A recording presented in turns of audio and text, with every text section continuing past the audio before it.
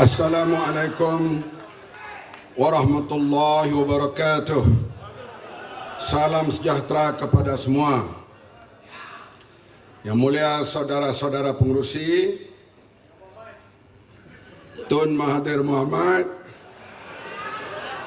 dan seluruh tetamu-tetamu kita di atas pentas, seluruh pejuang-pejuang rakyat yang berada di hadapan kita, para hadirin hadirat, saudara-saudari yang dihormati sekalian.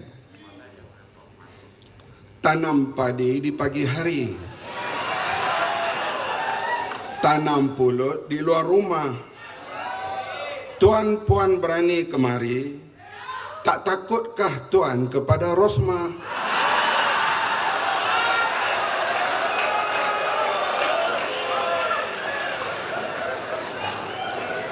Kita telah mendengar rakan-rakan kita berucap tadi, perangai menteri-menteri kita. Saya teringat kepada ceramah Tan Sri Sanusi Jonit. Saya peminat dia tak tahu. Tan Sri Sanusi kata, apa syarat nak jadi menteri? Syarat nak jadi menteri satu saja, Perdana Menteri suka. Kalau Perdana Menteri tak suka, jadilah seperti Tan Sri Mahyudin Yassin.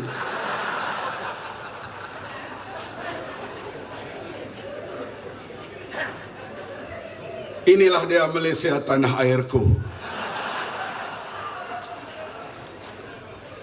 Bila Perdana Menteri melawat Sarawak, Ketua Menterinya mempelawa supaya Najib berkahwin dengan orang Iban.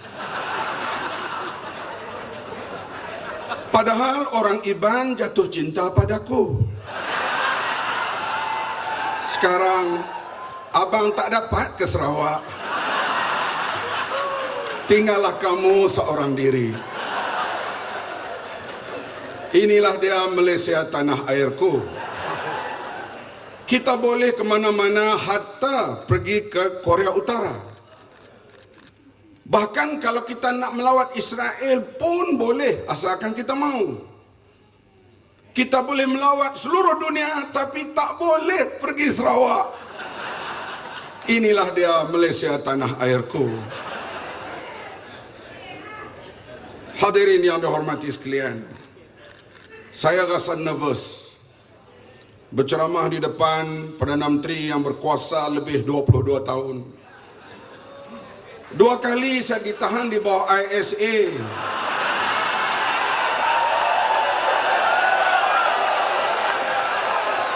Di bawah rejim Tun Mahathir Mohamad. Seperti kata rakan-rakan yang lain, kita datang bukan untuk bercakap hal dendam peribadi. Sebab Islam mengajar kita, afdhalu jihad kalimatu haq inda sultani jair. Berkatalah perkara yang benar di depan pemerintah yang zalim, bukan pencen yang zalim.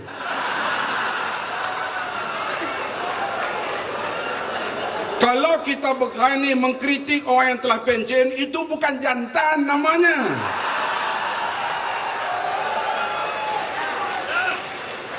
Sebab itu para imam kita, sama ada Imam Syafi'i, Imam Malik, Imam Abu Hanifah, mereka dipenjarakan, dihalau keluar negara kerana mereka mengkritik khalifah yang menyeleweng. Bukan mengkritik Abu Lahab, Abu Jahal yang telah lama pergi. Artinya kita sekarang berhadapan dengan Najib Tun Razak yang maha berkuasa. Ya, zaman saya jadi ahli parlimen dahulu, kita bising dalam parlimen. Bila hutang negara telah mencapai lebih kurang 100 bilion, kita hentam Perdana Menteri waktu itu.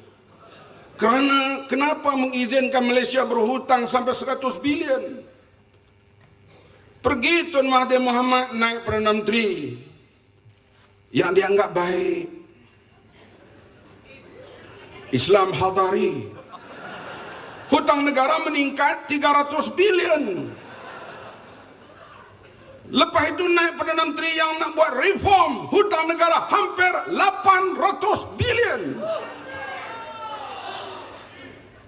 Inilah dia Malaysia tanah airku.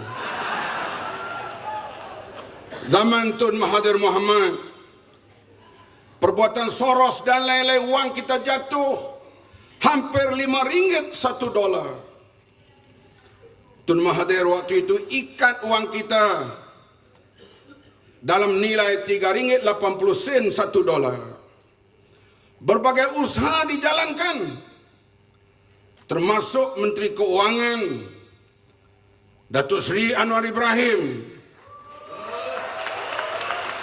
Akhirnya wang kita kembali pulih, mencecah kembali lebih kurang RM3 $1. Sekarang wang jatuh RM4.50 $1. Perdana Menteri kata telah pulih sekarang bila RM4.10 $1. Pulih papa dia macam tu.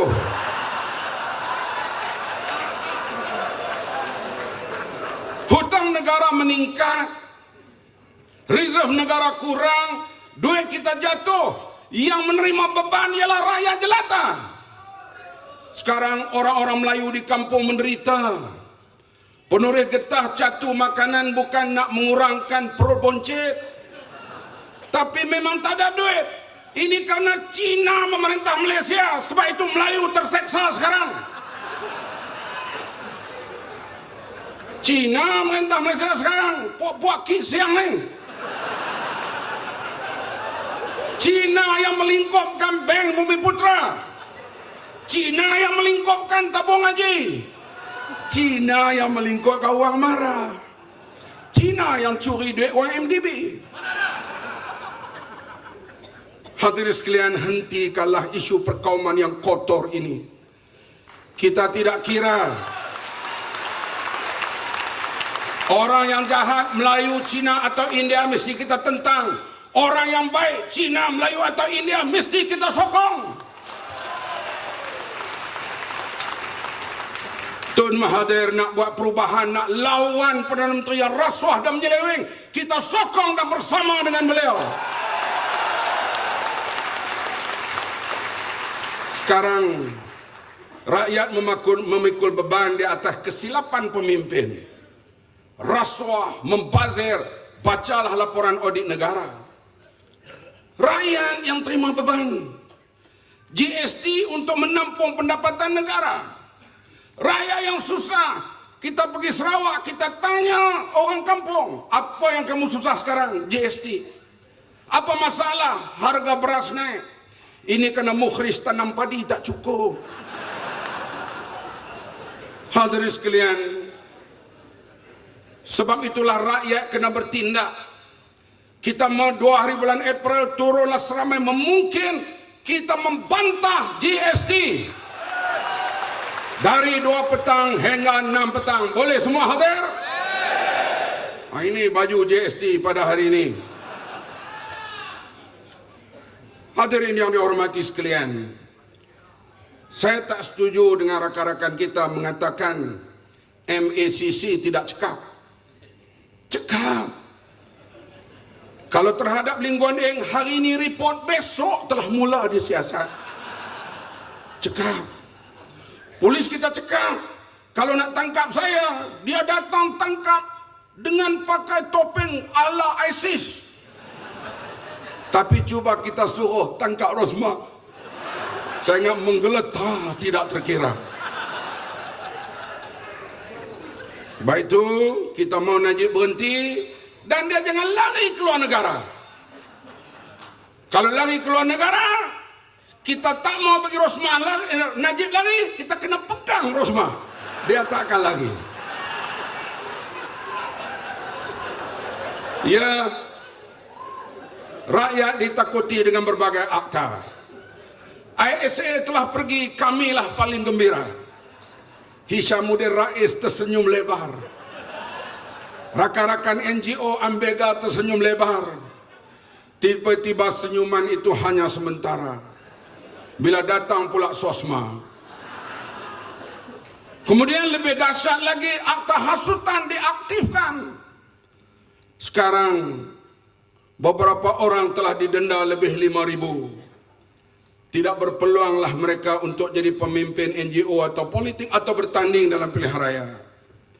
Bahkan rakan-rakan kita di sini ada yang menunggu untuk masuk penjara. Saya dan Lim Kit Siang telah ditemu bual di siasat. Kononnya kami menghina yang di Pertuan Agong. Inilah dia akta hasutan. Dan pula suara-suara mengkritik ditutup kunci.